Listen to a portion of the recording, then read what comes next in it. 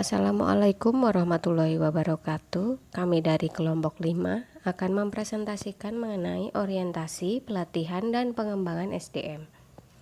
Anggota kami ada Afin Evilia Wahyuningrum, saya sendiri Bayu Ervin Okviana, dan Yuliana Murtidewi. Pengertian pelatihan dan pengembangan. Pelatihan merupakan proses yang didesain untuk meningkatkan pengetahuan dan keterampilan teknis maupun meningkatkan kinerja pegawai. Pengembangan ialah proses yang didesain untuk meningkatkan kemampuan konseptual, kemampuan dalam pengambilan keputusan, dan memperluas human relation. Mengapa pendidikan, pelatihan, dan pengembangan itu diperlukan? Yang pertama, karena tidak tercapainya standar pencapaian kerja. Yang kedua, karyawan tidak mampu melaksanakan tugasnya. Yang ketiga, karyawan tidak produktif. Yang keempat, tingkat penjualan menurun. Yang kelima, tingkat keuntungan menurun. Tahapan proses pelatihan dan pengembangan. Yang pertama, melakukan analisis kebutuhan pelatihan. Analisis kebutuhan pelatihan dapat menangani kebutuhan pelatihan strategis atau jangka panjang pemberi kerja dan atau kebutuhan pelatihan saat ini.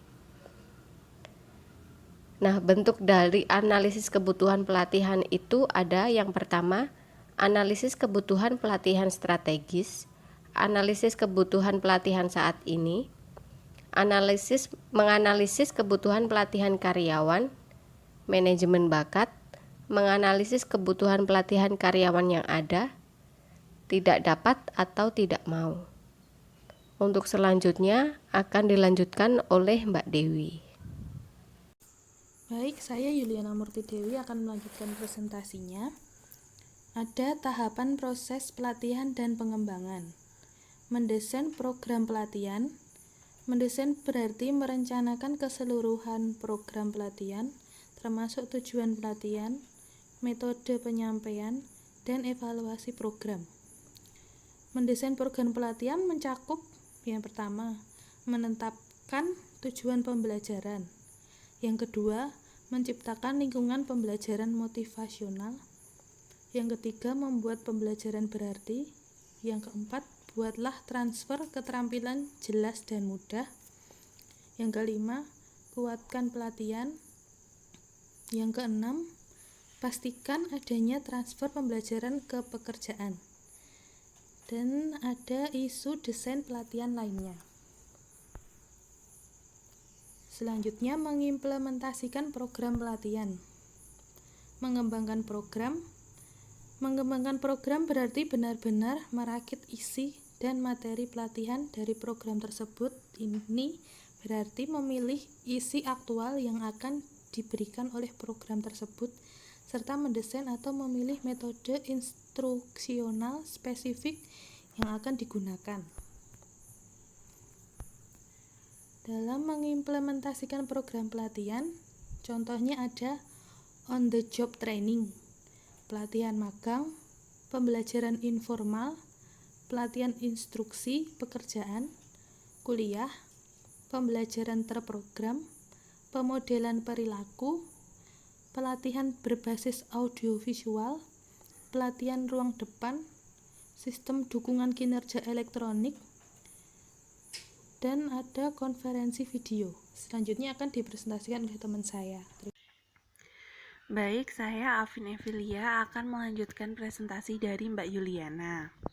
Mengimplementasikan program pelatihan.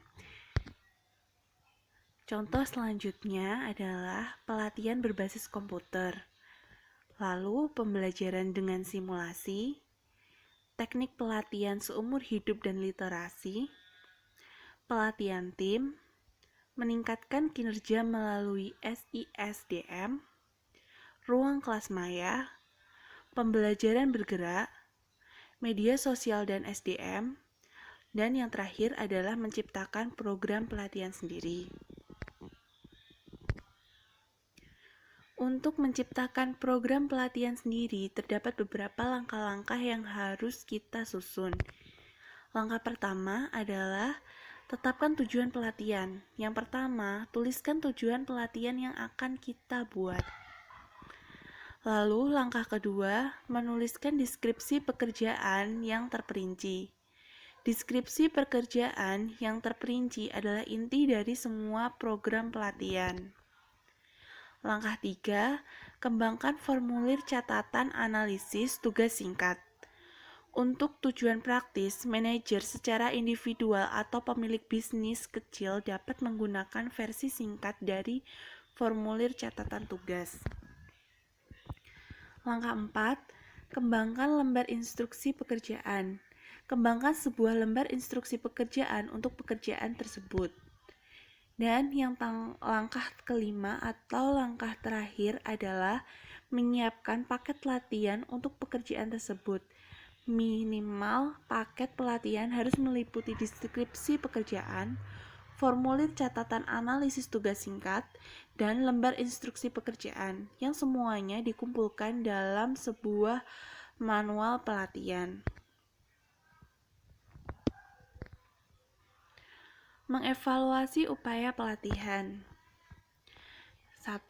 Mendesain studi. Untuk memutuskan cara dan mendesain studi evaluasi perlu dilakukan eksperimen terkontrol, yaitu metode formal untuk menguji efektivitas program pelatihan lebih baik dengan sebelum dan setelah diuji dan kelompok kontrol. Pengaruh pelatihan yang harus diukur. Manajer dapat mengukur keempat kategori dasar hasil atau pengaruh pelatihan melalui reaksi, pembelajaran, perilaku, dan hasil. Sekian presentasi dari kelompok kami, kurang lebihnya mohon maaf. Apabila ada pertanyaan dipersilahkan. Terima kasih.